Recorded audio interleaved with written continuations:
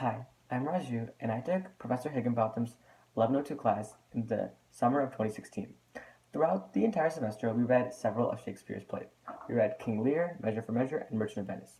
We started off the semester by reading King Lear, and after we read it and discussed it in class, we were presented with an artifact, which was data mining. Data mining is basically putting in a body of text and then getting patterns and connections that you otherwise wouldn't have gotten if you had just traditionally read a textbook. Now, we applied specific sections of King Lear into this tool called Voyant. Voyant is a website which utilizes data mining and creates visual representations. There's word clouds, word webs, and word graphs.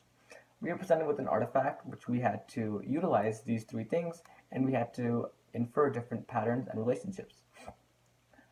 In my artifact, I was able to determine the prominence of Gloucester's blindness, the love of Cordelia, and the lack of love by Goneril and Regan.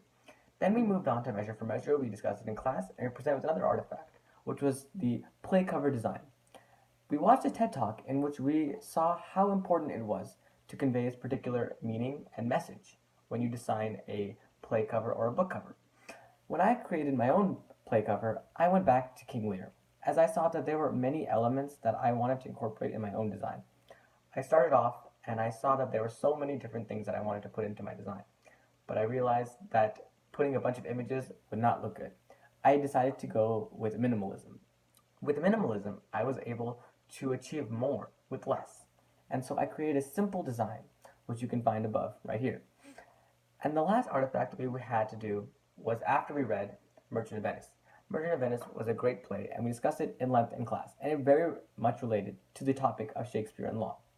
Now, when we were presented with the prospect of doing a research essay, many people decided to go with law or punishment, and I decided that those really weren't my areas of interest.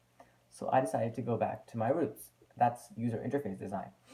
Now, I did a bunch of research on user interface design. I read a bunch of journals, scientific articles, and books, and I created a map of what I would want to compare Shakespeare to user interface. And while many people I talked to said that they weren't related at all and that I couldn't make it work, I decided to take a chance. And so I found that Shakespeare layered his play, King Lear, with different symbols, meanings, and ideas. This is the same way that user interface designers layer their own images on top of one another to create a unified whole. As I progressed this idea, I found there's even more similarities, a combination of elements and other things that you can read in my essay above. And so throughout the entire experience of the 1102 class, I found that I was able to gain a broader understanding of Shakespeare and its relation to our everyday world.